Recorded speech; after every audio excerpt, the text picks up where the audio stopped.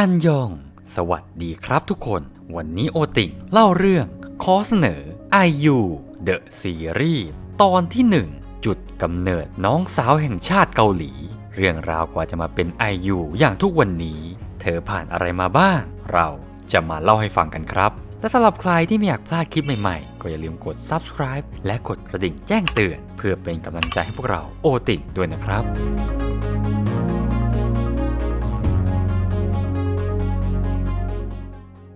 IU หรือชื่อจริง อีจีอึนเกิดวันที่ 16 พฤษภาคม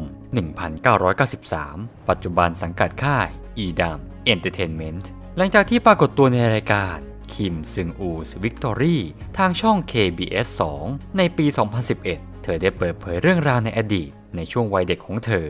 ในตอนวัยเด็กนั้น IU มีช่วงชีวิตที่ยากลำบากจากการที่แม่ของเธอนั้นเอาเงินไปค้ำประกันให้กับญาติจนบ้านถูกยึดครอบครัวของเธอต่างกระจัดกระจายด้วยเหตุนี้เองจึงต้องแยกกันอยู่กับพ่อแม่อีกด้วยเด็กหญิงจีอึนจึงต้องย้ายไปอยู่บ้านเช่าที่เต็มไปด้วยแมลงสาบและอากาศยังหนาวมากซึ่งต่อมาเธอได้ย้ายไปอาศัยอยู่กับคุณยายที่ต่างจังหวัดในขยองกีพร้อมกับน้องชายของเธอโดยอาชีพหลักของคุณยายก็คือขายเครื่องประดับในตลาดIUเปิดเผยว่าสมัยเด็กมันฝรั่งต้มคืออาหารที่เธอได้กินเป็นประจำซึ่งIUนั้นก็รักคุณยายของเธอมากๆเพราะคุณยายเลี้ยงดูและเอ็นดูเธอกับน้องชายมากๆโดยความที่เธอนั้นอยากเป็นนักร้องและสถานการณ์ตอนนั้นเธอต้องอาศัยอยู่กับญาติคนอื่นเธอจึงได้โดนพวกเขาดูถูกอย่างหนักครั้งหนึ่งญาติของเธอได้กลับบ้านมาหลังจากไปดื่มจนเมาก่อนที่จะตะโกนใส่หน้าเธอให้ตั้งใจเรียนแทนที่อยากเป็นนักร้องหรือฝึกร้องเพลงIUทำเป็นแกล้งหลับเพื่ออดทนฟังคำบ่นด่านั้นทำให้เธอมีแรงผลักดันให้เป็นนักร้องที่ประสบความสำเร็จให้ได้เธอได้เปิดเผยว่าฉันไม่คิดว่าจะมีอะไรยากไปกว่าความยากจนตอนนั้นเองที่ฉันตระหนักว่าความยากจนแยกคนที่รักและแม้แต่สมาชิกในครอบครัวออกจากกันได้ครั้งหนึ่งสมัยอยู่ม.ต้นIUได้ถูกทำโทษให้ร้องเพลงเพราะคุยกับเพื่อนระหว่างเรียนวิชาพละแต่เมื่อครูพละได้ฟังเธอร้องเพลงเขาจึงได้ให้เธอไปร้องเพลงในการเปิดงานการแข่งขันกีฬาอีกด้วยเธอได้บอกว่าฉันร้องเพลงนี้อีกครั้งต่อหน้าผู้คนมากมายดนตรีและเสียงเชียร์ของเพื่อนทำให้รู้สึกมีความสุขหลังจากนั้นเธอก็มุ่งมั่นตั้งใจจะเป็นนักร้องให้ได้เธอดิ้นรนทำตามความฝันโดยการไปออดิชั่นค่ายเพลงต่างๆโดยออดิชั่นไปมากกว่า20ครั้งใน1ปีและถึงแม้ต้องตกรอบแต่ก็ไม่เคยเสียใจเลยเพราะเธอคิดว่าถึงยังไงก็ต้องเป็นนักร้องให้ได้โดยหนึ่งในนั้นก็คือค่าย JYP หนึ่งในค่ายยักษ์ใหญ่ซึ่งตัวของพักจินยองได้เปิดเผยในภายหลังว่าเขาเสียดายมากๆที่ไม่ได้ตัวIUมาตอนนั้นIUยังเคยถูกบริษัทบันเทิงแห่งหนึ่งโกงเธอโดยบริษัทนั้นได้บอกIUว่าต้องจ่ายเงินซึ่งเธอก็ถูกหลอกให้จ่ายเงินประกันก่อนจะได้ฝึกซ้อมและออกโทรทัศน์แต่แล้วบริษัทนั้นก็หายไปเลยโดยได้เชิดเงินหนีไปถึง2ครั้งIUนั้นเสียใจมากเพราะเงินจำนวนนั้นเป็นเงินที่คุณยายสะสมทีละเล็กทีละน้อยจากการขายเครื่องประดับชิ้นเล็กๆสุดท้ายก็เป็นค่าย Low End Entertainment ที่เซ็นสัญญากับIUหลังจากที่เป็นเด็กฝึกที่นี่มากว่า10เดือนอีจีอึนก็ได้เดบิวต์ในฐานะศิลปินเดี่ยวโดยอายุเพียง15ปีโดยใช้ชื่อ Stage Name ว่า IU ซึ่งชื่อนี้ก็มาจากภาษาอังกฤษ I and You ที่แปลว่าฉันและเธอโดย IU ก็มีชื่อแฟนคลับว่า You and Na หรือก็คือ You and I นั่นเองสื่อความหมายว่า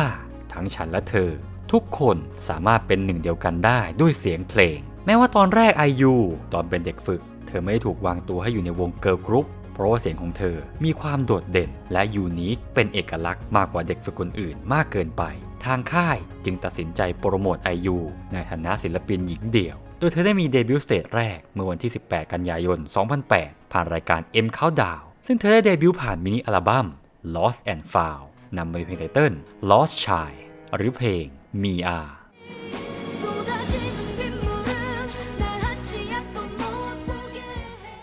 โดยความที่เพลงนี้เป็นเพลงบัลลาดบวกกับวันนั้นมีแฟนคลับบอยแบนด์วงอื่นเต็มไปหมดเธอนั้นจึงถูกผู้ชมด้านล่างตะโกนขึ้นไปบนเวทีว่ายายหมูอ้วนซ้อมมาบ้างหรือเปล่าไปตายซะIUโดนตะโกนด่าชัดมากออกอากาศด้วยซึ่งคุณแม่ของIUที่ยืนดูอยู่ในตอนไลฟ์สดก็ร้องไห้ไปด้วยสำหรับอัลบั้ม Lost and Found ซึ่งเป็นอัลบั้มเดบิวต์ของIUนั้นไม่ประสบความสำเร็จเท่าที่ควรแต่อัลบั้มนี้ได้คว้ารางวัล Rookie of the Month จากกระทรวงวัฒนธรรมกีฬาและการท่องเที่ยว อัลบั้มแรกของฉันล้มเหลวแต่ฉันรู้สึกขอบคุณสำหรับเรื่องนั้นถ้าฉันประสบความสำเร็จทันทีตั้งแต่เดบิวต์ฉันจะไม่ชื่นชมสตาฟทุกคนและความนิยมที่ฉันมีอยู่ในตอนนี้IUได้ให้สัมภาษณ์ให้หลังในปี 2011 ถึงอัลบั้มชุดแรกนี้ในตอนนั้นเธอยังโดนนักข่าวดูถูกสารพัดว่าไม่มีทางดังแน่ๆIUเลยตอบกลับว่าให้คอยดูเถอะเพราะเดี๋ยวเธอจะดังให้ดูแม้ว่าเธอจะโดนเฮเตอร์หรือแอนตี้แฟนด่าว่าหน้าตาของเธอนั้นไม่สวยแต่IUก็ปรับเปลี่ยนวิธีคิดโดยเริ่มคิดบวกให้เข้าข้างตัวเองเสมอเธอเอาชนะคำพูดเหล่านั้น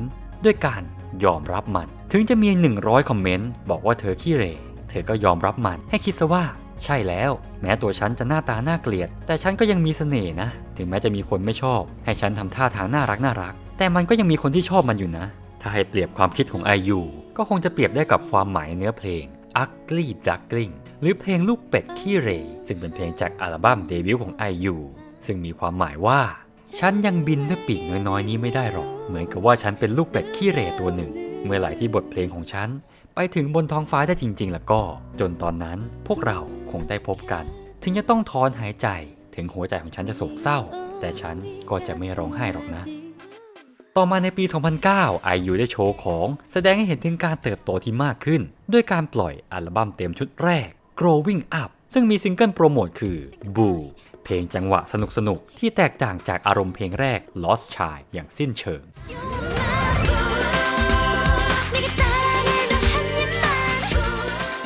โดยอัลบั้มนี้จะประกอบไปด้วยเพลง 16 เพลงซึ่งได้สร้างภาพลักษณ์น่ารักสดใสผ่านน้ำเสียงอันเป็นเอกลักษณ์ของเธอถือเป็นการเปลี่ยนแปลงที่มีกลยุทธ์มาใช้โดยการปรับเปลี่ยนโดยเน้นท่าเต้นเครื่องแต่งกายเสื้อผ้าหน้าผมที่ใช้ในการแสดงสดบนเวทีซึ่งมันก็ทำให้ IU เริ่มเป็นที่รู้จักมากขึ้นแม้ได้รับเสียงตอบรับที่ดีจากสาธารณชนแต่ IU ซึ่งตอนนั้นอายุแค่ 15 ปียอมรับว่าภาพลักษณ์ดังกล่าวตอนนั้นทำให้เธอรู้สึกอึดอัดใจไม่ใช่สไตล์ที่เป็นตัวเองเท่าไหร่นักโดยหลายเพลงจากอัลบั้ม Lost and Found ได้ถูกนำมาใส่อัลบั้มนี้รวมถึงเพลง Follow Up จากอัลบั้มอย่าง Well หรือ Ijana หรืออีกชื่อหนึ่งก็คือ You Know ที่ได้เรียบเรียงใหม่เป็นร็อกเวอร์ชันหรือที่หลายคนรู้จักกันดีในชื่อเพลง Hey เพลงร็อกของ IU ซึ่งได้รับความนิยมมากกว่าเวอร์ชันแรกจากอัลบั้มเดบิวต์เสียอีก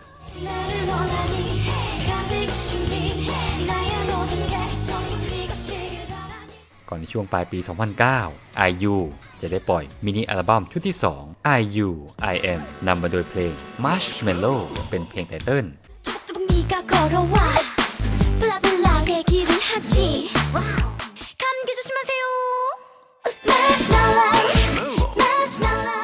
และนี่ก็เป็นอีกหนึ่งเพลงสนุกที่ทำให้เธอนั้นเริ่มมีชื่อเสียงขึ้นมาได้โดยย้อนกลับไปในการแสดงครั้งนั้นเธอบอกว่าไม่ชอบการที่ต้องสวมเครื่องแต่งกายและทรงผมแบบเด็กผู้หญิงแต่ว่าในการโปรโมทเพลงการแสดงเพลงนี้ได้รับกระแสตอบรับเป็นอย่างดีและแน่นอนว่าเธอได้รับคำชมจากคอนเซ็ปต์น่ารักอีกครั้งในช่วงปี 2009 นี้ IU ยังมีผลงานเพลงประกอบละคร 2 เพลงคือ You Are Always Like That เพลงประกอบซีรีส์ Strike Love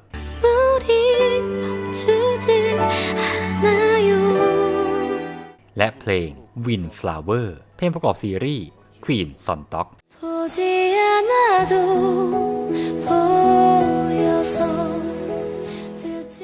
ในปีนี้เธอยังได้มีผลงานเพลง Collaboration เพลงแรกในซิงเกิล Sugar Love ของ BGNichu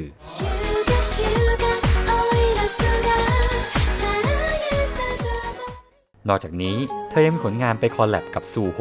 ผ่านเพลง Monday Through Sunday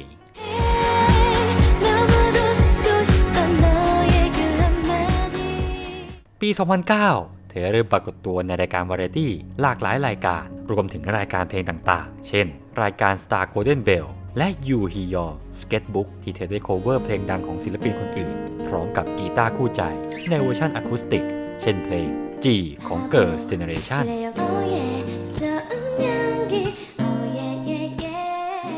Sorry Sorry ของ Super Junior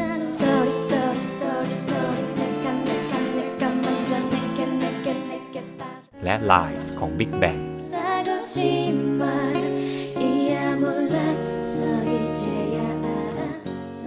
ซึ่งการแสดงสดเหล่านี้ก็รับความสนใจอย่างมากในโลกออนไลน์ณขณะนั้นและในปีนั้นเธอรับงานพิธีกรครั้งแรกผ่านรายการเพลงของกล่อมทีวีพร้อมทั้งปรากฏตัวเป็นแขกรับเชิญในรายการวิทยุหลากหลายรายการหลังจากการเดบิวต์ IU เก็บเงินได้พอประมาณโดยเงินก้อนแรกที่เธอหาได้เธอได้นำมาซื้อรถให้กับคุณพ่อซึ่งถึงแม้ว่า IU จะไม่ค่อยเปิดเผยรูปภาพครอบครัวของเธอมากนักแต่เธอได้เคยแชร์รูปภาพระหว่างไปเที่ยวไร่สตรอเบอรี่กับคุณพ่อลงใน Instagram รวมถึงข้อความที่เธอได้ส่งให้กับน้องชายซึ่งได้กลายเป็นไวรัลในโลกออนไลน์ทำให้เราเห็นว่าเธอรักครอบครัวของเธอมากแค่ไหนเข้าสู่ปี 2010 IU ได้มีซิงเกิลเพลงธีมของรายการ We Got Married ที่ได้ร้องร่วมกับอิมซึลองจาก 2AM ผ่านเพลง Nagging หรือจันโซรี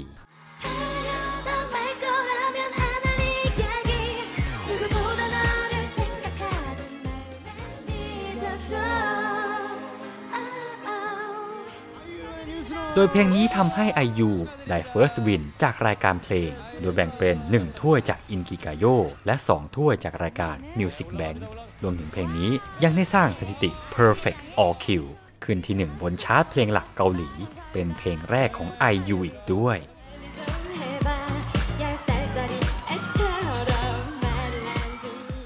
ต่อมา IU ได้ปล่อยเพลงประกอบซีรีส์ดราม่าย้อนยุคเรื่อง Road No. 1 ผ่านเพลง Because I'm a Woman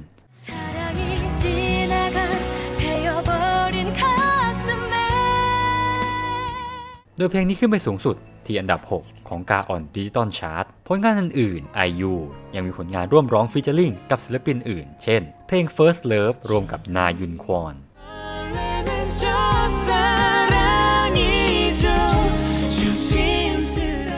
เพลง Believe in Love ร่วมกับนักแสดงยูซึงโฮ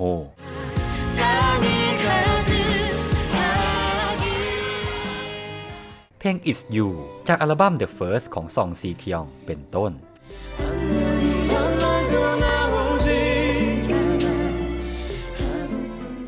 และในช่วงปลายปี 2010 IU ก็ได้ปล่อยมินิอัลบั้มชุดที่ 3 Real ซึ่งมีเพลงไตเติ้ลคือ Good Day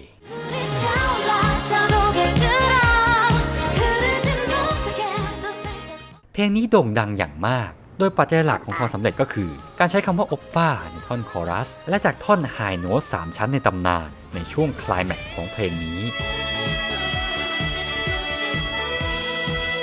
นอกจากได้รับคำชื่นชมในความสามารถด้านเสียงร้องของเธอแล้วฐานแฟนคลับของ IU ยังได้ขยายไปสู่กลุ่มประชากรที่หลากหลายช่วงวัยมากขึ้นเมื่อเทียบกับกลุ่มศิลปินอื่นๆโดยนิตยสาร Billboard ได้จัดอันดับเพลง Good Day ไว้เป็นอันดับ1ในรายการเพลง100เพลง K-POP ที่ยิ่งใหญ่ที่สุดแห่งปี 2010 ซิงเกิลเพลง Good Day สามารถคว้าถ้วยที่1ในรายการเพลงจาก M Countdown 1ถ้วย4ถ้วยจาก Music Bank และ2ถ้วยจากอินกิกาโยไม่เพียงแค่นั้นเพลงนี้ก็ได้ทำ Perfect All Kill ล้างชาร์ตเพลงเกาหลีได้อีกด้วยซิงเกิลนี้ยังคว้ารางวัล Best Song of the Year จากงาน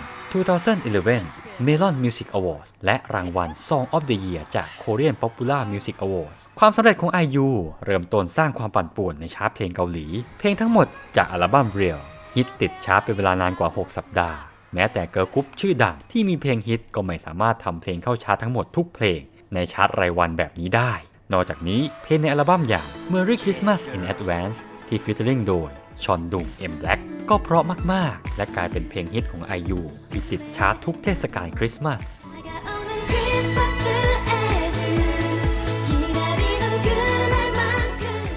ความโด่งดังจากเพลง Good Day ยังทำให้ IU นั้นดังไม่หยุดแบบฉุดไม่อยู่มีงานเข้ามารัวๆมากมายและในช่วงเวลานี้เองที่ IU ได้รับฉายาว่าเป็น Nation Little Sister หรือน้องสาวแห่งชาติเกาหลีนอกจากผลงานเพลงแล้ว IU ยังได้เป็นหนึ่งสมาชิกร่วมรายการวาไรตี้ Heroes ซึ่งได้ออกอากาศตั้งแต่วันที่ 18 กรกฎาคม 2010 ถึงวันที่ 1 พฤษภาคม 2011 IU เนี่ยเปิดเผยในภายหลังถึงความสนิทกันของสมาชิกรายการในช่วงเวลาที่ใช้ร่วมกันแม้ว่าการถ่ายทำนั้นจะวุ่นวายสุดๆจนบางทีได้นอนเพียงแค่ 2-3 ชั่วโมงเท่านั้นไม่เพียงแค่นั้นในรายการนี้ยังทำให้เธอพบกับแทยังบิ๊กแบงผู้ชายในสเปคของเธอและได้สร้างโมเมนต์ดีๆร่วมกันกับแทยังโอปป้าอีกด้วยจากผลงานรายการ Variety Heroes ก็ได้ส่งให้เธอคว้ารางวัล Best Newcomer จาก SBS Entertainment Awards หลังจากนั้นในปี 2011 IU ก็ได้รับงานแสดงครั้งแรกในซีรีส์วัยรุ่นเรื่องแรก Dream High ที่นำแสดงโดยนักร้องนักแสดงดาวรุ่งแห่งยุคณขณะนั้นอย่างแปซูจีจากมิสเอคิมซัวฮยอนฮัมอึนจองจากทีอาร่าอกแทกยอนและอูยองจาก 2PM โดย IU รับบทเป็นสาวน้อยร่างอวบอ้วนคิมผิวซุกเด็กสาวที่มีความฝัน อยากจะเป็นนักร้องเรื่องนี้นอกจากจะได้ดูฝีมือการแสดงของ IU แล้วยังได้เห็นฝีมือการร้องเพลงในเรื่องนี้อีกด้วย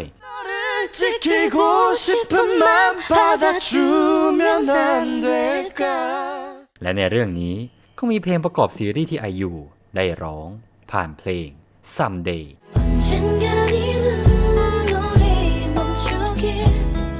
เพลงนี้ประสบความสำเร็จอย่างมากจากการเขียนและเรียบเรียงโดยพักจินยองโดยเพลงยังขึ้นอันดับหนึ่งในกาออนดิจิตอลชาร์ตรวมถึงทำยอดขายได้ถึง 2,299,924 ชุดเป็นหนึ่งในเพลงประกอบซีรีส์ที่มียอดขายมากที่สุดของ IU ต่อมาเธอได้มีผลงานเพลงคอลแลบผ่านอัลบั้ม VVIP ของซึงรีบิ๊กแบงผ่านซิงเกิลเพลง I Know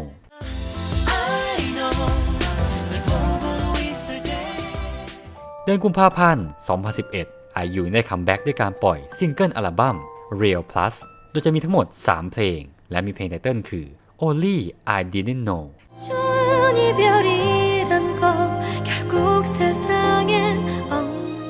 เพลงบัลลาดเนื้อหาสุดเศร้าเคล้าน้ำตาที่ได้ปล่อย MV มา 2 เวอร์ชันโดยเวอร์ชันหนังสั้นมีความยาว 6 นาทีนำแสดงโดยพักโบยองเรื่องราวของการเลิกลากับอดีตคู่รักของเธอที่แสดงโดยนักร้องนักแต่งเพลงยุนซันผู้ซึ่งเป็นคนแต่งเพลงนี้เป็นของขวัญมอบให้กับ IU และเช่นเคยเพลงนี้สามารถทำ Perfect All Q ได้อีก1เพลงถัดมาเดือนมีนาคมปีเดียวกันนั่นเอง IU ได้มีโอกาสไปโชว์เปิดการแสดงในคอนเสิร์ตของคอลีน เบอร์รี่ เรย์นักร้องสาวชาวอังกฤษที่มาจัดคอนเสิร์ตครั้งแรกที่กรุงโซลซึ่งเธอเป็นหนึ่งในนักร้องต้นแบบของ IU อีกด้วยหลังจากทั้งคู่ได้ร่วมร้องกันในเพลง Put Your Records On คอลีนเธอได้กล่าวชม IU ด้วยว่า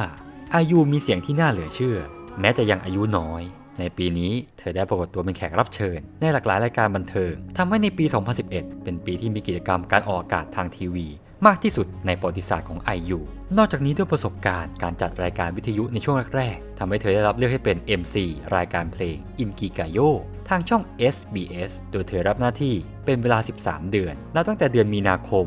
2011 ยาวจนถึงเดือนกรกฎาคม ปี 2013 ซึ่งถือว่ายาวนานที่สุดในรอบกว่า 10 ปีโดยเธอได้ร่วมงานกับ MC หลากหลายคนมากไม่ว่าจะเป็นโจควอน 2AM ซอลลี่ FX อีกีกวางบีสคูฮาราคาร่านิโคลคาร่าฮวางกวางฮีรวมถึงนักแสดงอีฮยอนอูกับอีจงซอก IU ยังได้ไปแสดง MV เพลงของ K-Will ผ่านซิงเกิล My Heart Beating และอีกหนึ่งเพลง Can't Open My Lips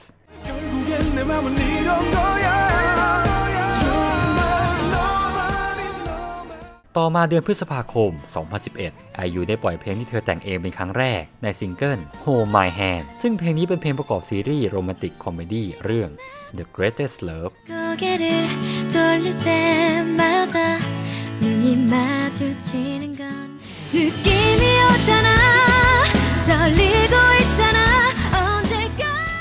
IU ได้เปิดเผยว่าการแต่งเพลงประกอบซีรีส์ไม่ง่ายเลยเพราะต้องทำให้ตรงกับคอนเซ็ปต์ของผู้ผลิตโดยเพลงนี้ขึ้นไปถึงอันดับ 2 บนกาออนดิจิตอลชาร์ตและทำยอดขายได้เกินกว่า 2 ล้านชุดเลยทีเดียวและในช่วงเดือนพฤษภาคมถึงกรกฎาคม 2011 IU ได้เข้าร่วมรายการเรียลลิตี้แข่งขันและได้โชว์ทักษะการเล่นสเก็ตน้ำแข็งในรายการ Kim Yeon A's Kiss and Cry ก่อนจะตกรอบไปในตอนที่ 8 โดย IU ได้มีเพลง Ice Flower ที่ร้องร่วมกับคิมยอนอานักฟิกเกอร์สเก็ตดีกรีเหรียญทองโอลิมปิกซึ่งเธอก็เป็นหนึ่งในนักกีฬาเจ้าของฉายาน้องสาวแห่งชาติเกาหลีเช่นเดียวกันกับ IU อีกด้วย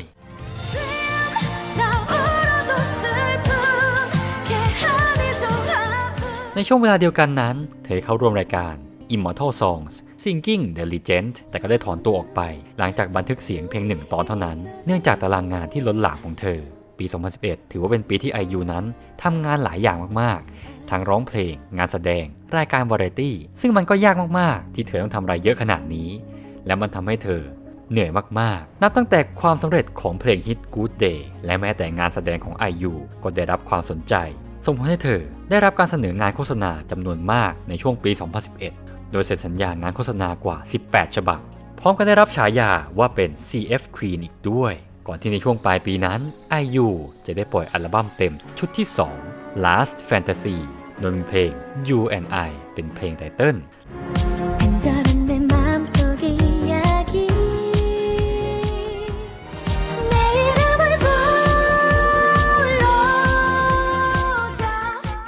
และนี่ก็เป็นอีกหนึ่งครั้งที่เพลงของ IU ประสบความสำเร็จไม่ว่าจะเป็นด้านยอดดาวน์โหลดมากที่สุดของ IU โดยจำนวนการดาวน์โหลดรวมจากทุกเพลงในอัลบั้มนี้ยังได้เกิน10 ล้านภายใน2 สัปดาห์แรกซึ่งเพลงไตเติ้ล You and I ก็ทำยอดไปได้กว่า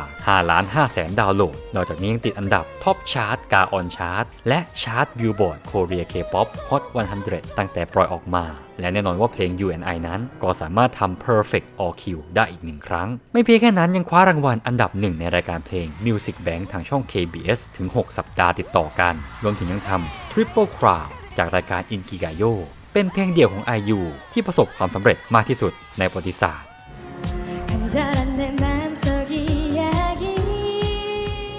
ย้อนกลับไปก่อนน่าจะเปิดอัลบั้ม Last Fantasy ได้ไม่นาน IU เซ็นสัญญากับค่าย EMI Music Japan เพื่อตีตลาดฝั่งญี่ปุ่นก่อนที่ต่อมาจะได้ปล่อยมินิอัลบั้มภาษาญี่ปุ่น IU ซึ่งประกอบด้วย6 เพลงในเวอร์ชันภาษาญี่ปุ่นโดยได้วางจำหน่ายในญี่ปุ่นอย่างเป็นทางการเมื่อวันที่ 14 ธันวาคม 2011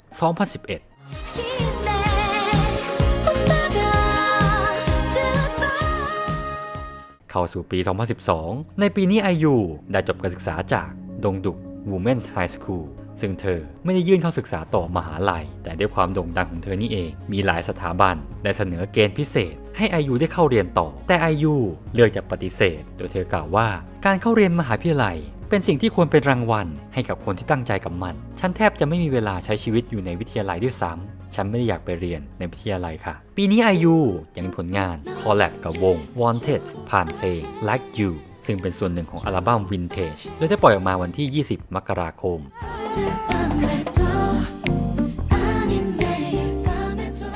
หลังจากการจบโปรโมท Last Fantasy ในเกาหลีแล้ววันที่ 24 มกราคม IU ได้เดบิวต์ไปแสดงที่ต่างประเทศเป็นครั้งแรกณประเทศญี่ปุ่นโดยแสดงครั้งแรกต่อหน้าผู้ชมกว่า 4,000 คนที่บุนกามุระออชาร์ดฮอลล์ชิบุย่าโตเกียวซึ่งยังมีวงออร์เคสตราเต็มวงมาเล่นแบ็กอัพให้พร้อมกับได้แสดงสดใน 6 เพลงเริ่มจาก Lost Child เพลงเดบิวต์รวมถึงเพลง Good Day กับ You and I เวอร์ชันภาษาญี่ปุ่นด้วย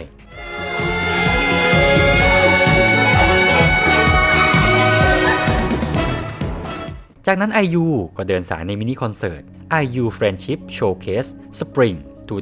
2012 ซึ่งจัดขึ้น 5 เมืองในญี่ปุ่นไม่ว่าจะเป็นโตเกียวซัปโปโรนาโกย่าโอซาก้าและฟุกุโอกะในการแสดงนี้ IU ได้รับการพูดถึงว่าเธอสามารถพูดภาษาญี่ปุ่นได้คาวาอี้น่ารักมากๆ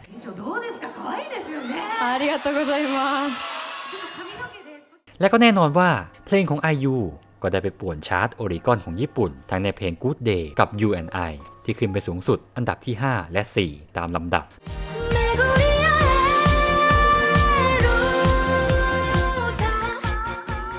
ต่อมาเดือนมิถุนายน 2012 IU ได้มีคอนเสิร์ตเดี่ยวครั้งแรก Real Fantasy โดยได้ทัวร์ 6 จังหวัดในเกาหลีใต้เริ่มจาก 2 โชว์ที่โซลซึ่งบัตรขายหมดตั้งแต่ 30 นาทีแรกโดยมีการเปิดเผยในภายหลังว่า 43.8% เป็นช่วงอายุ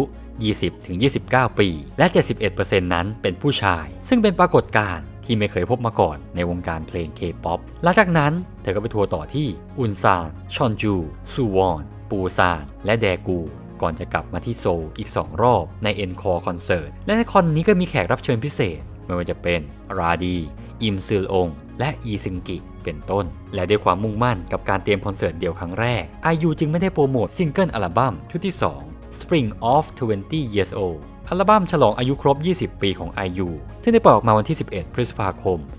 2012 มินิอัลบั้มนี้จะมีทั้งหมด 3 เพลงประกอบไปด้วย I Really Don't Like Her และ Double A Side เป็นเพลงไตเติ้ล 2 เพลงคือเพลง Peach และอีก 1 เพลง Every End of the Day ซึ่งเธอได้ปล่อยออกมาพร้อมมิวสิกวิดีโอ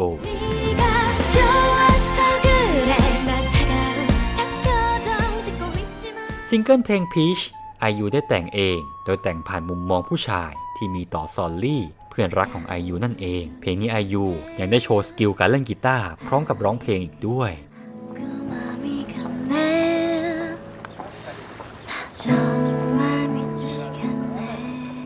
เพลง Peach ขึ้นสูงสุดอันดับ 2 ของกาออนดิจิตอลชาร์ตส่วนอีก 1 เพลงอย่าง Every End of the Day สามารถขึ้นอันดับ 1 ของกาออนดิจิตอลชาร์ตได้ถึง 2 สัปดาห์และ 4 สัปดาห์กับ Billboard K-pop Hot 100 ใน MV เพลง Every End of the Day IU ยังได้บินไปถ่ายทำถึงเวนิสและบูราโนประเทศอิตาลีอีกด้วย โดยได้มีการปล่อยเป็น Documentary Style Music Film ความยาวกว่า 26 นาที ไปหารับชมกันได้ หลังคอนเสิร์ตในช่วงปลายเดือนกรกฎาคม IU ได้ปล่อยเพลงโปรเจกต์อัลบั้มฤดูร้อนของ Low Entry ร่วมกับวง Fiesta เกิร์ลกรุ๊ปรุ่นน้องร่วมค่าย ผ่านซิงเกิลเพลง Sea of Moonlight เพลงนี้เป็นซิงเกิล Pre-release ก่อนการเดบิวต์เป็นทางการของวง Fiesta และยังเป็นหนึ่งในเพลงที่ได้ประสบความสำเร็จมากที่สุดในชาร์ตเพลงเกาหลีโดยทำยอดดาวน์โหลดชาร์ตไปมากกว่า 1 ล้านเลยทีเดียว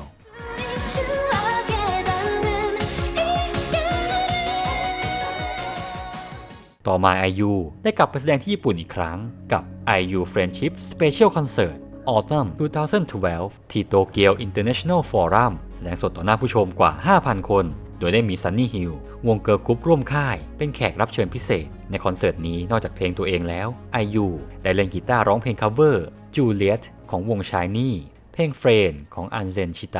และไอชิเตรุเพลงจากอนิเมะเรื่องนัตสึเมะ Book of Friends ซึ่งไลฟ์เพอร์ฟอร์แมนซ์ของเพลง Friend และไอชิเตรุได้ถูกปล่อยออกมาในรูปแบบดิจิตอลซิงเกิลในภายหลังด้วยต่อมา IU ได้กลับมารับหน้าที่เป็นพิธีกรในรายการอินกิกาโยอีกครั้งหลังจากที่ลางานไป3 เดือนเนื่องจากติดคอนเสิร์ตนอกจากนี้เธอถูกรับเลือกให้เป็นพิธีกรรายการ Quiz Show Q